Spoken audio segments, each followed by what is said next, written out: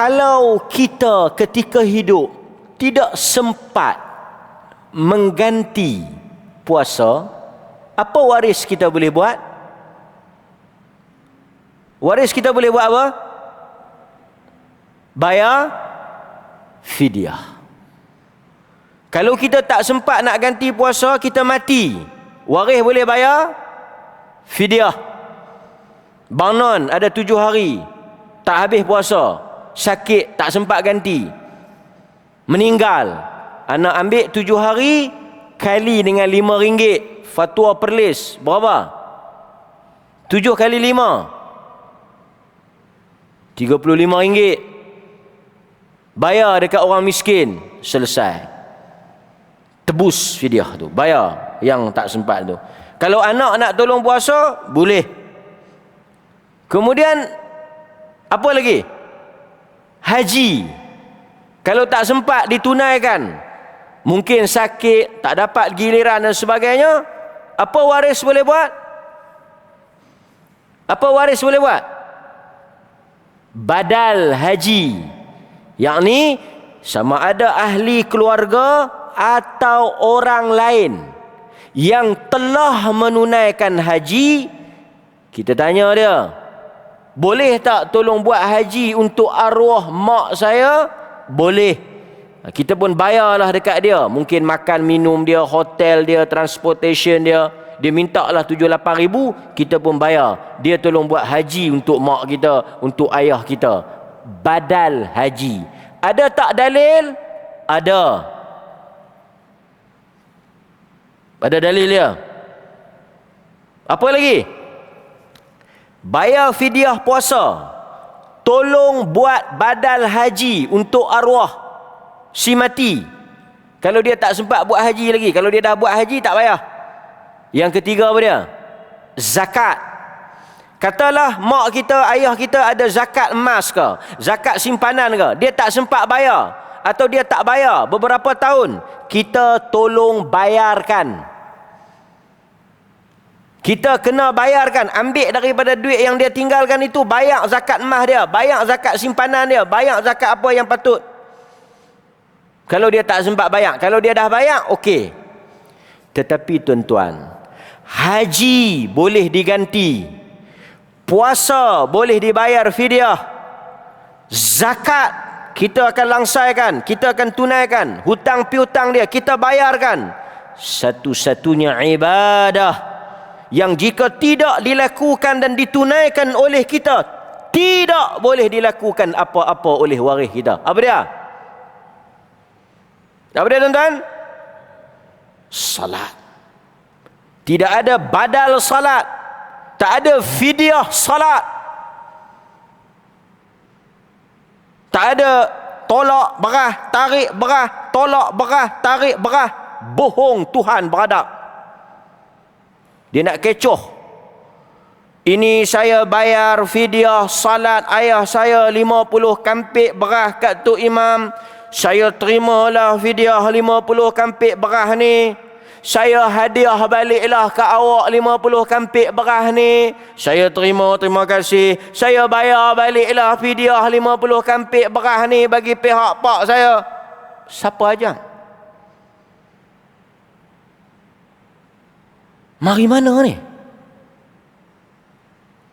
Ada Nabi buat tolak tarik berah ni?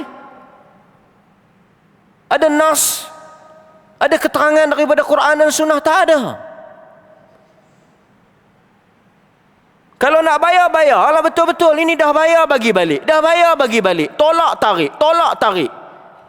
Berapa kampik engkau bayar? 500. Kenapa ada 50 ya? Saya bagi dia sedekah balik. Helah nak bohong Tuhan. Mengarut benda macam ni. Quran pun tak sebut, hadis pun tak ada contoh, amalan sahabat pun tak ada, mazhab-mazhab yang besar pun tak sebut. Ni hujung-hujung ni yang sebut. Kemudian timbul pula ibadat baru, bid'ah, dalalah. Tak ada dalam Quran, tak ada dalam sunnah. Tuan-tuan pernah dengar semayang hadiah? Pernah dengar semayang hadiah? Bagus kalau tak pernah dengar.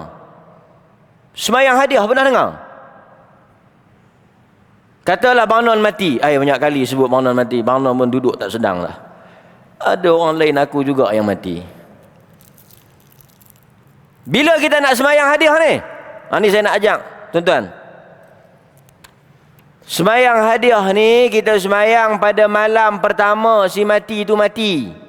Katalah dia mati siang tadi, kita yang waris ni malam tu lah kita semayang hadiah, baca Qul Huwallah kot. Berapa kali? 70 kali ke berapa kali tau.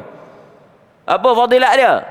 Tebus semayang-semayang dia, dapat pahala kat dia, selamat daripada azab kubur.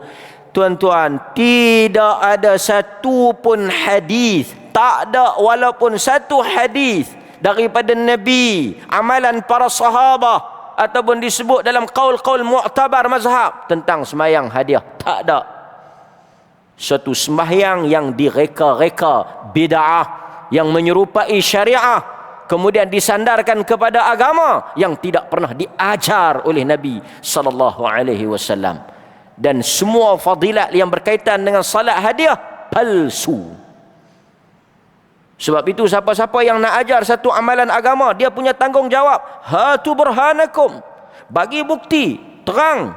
Apa bukti? Daripada mana? Siapa yang amal? Siapa yang ajak semayang hadiah ni? Siapa yang ajak tolak tarik berah ni? Mari daripada nas mana? Dalil mana? Hadis mana?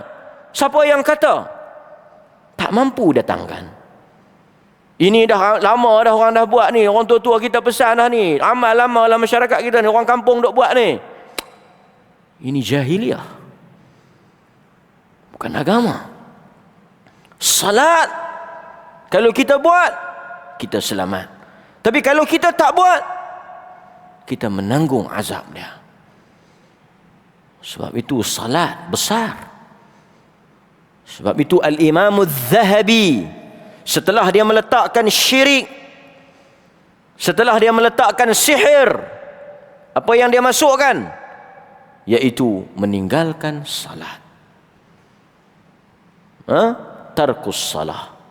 Bahkan kita akan tengok nanti orang yang meninggalkan salat, dia akan berdiri bersama dengan Fir'aun, dia akan berdiri bersama dengan Ubay bin Khalaf, dia akan berdiri bersama dengan Haman. Ini semua kepala-kepala besar kafir. Dan sebab itu tuan-tuan hadirin mukminin, kita inilah masyarakat, penekanan tentang ibadat salat ni dia agak ringan. Orang Melayu kalau berkaitan dengan puasa, dia memang ajak betul-betul. Tak puasa tak boleh raya. Tak puasa tak boleh beli baju raya. Tak puasa tak dapat duit raya. Daripada kecil lagi penekanan, stres, didik anak-anak untuk puasa bagus, tetapi tidak ditekankan soal semayang. Sebab itu bila dia besar, munculnya golongan apa? Golongan yang puasa tapi tak semayang. Ramai. Mereka puasa tapi mereka tak semayang. Sebab apa? Mungkin antaranya faktor didikan daripada kecil. Orang Melayu dengan puasa ni dia cukup jaga. Tapi tang semayang ni, semayang lebih kurang lah. Ini yang kita nak sebut. Baik.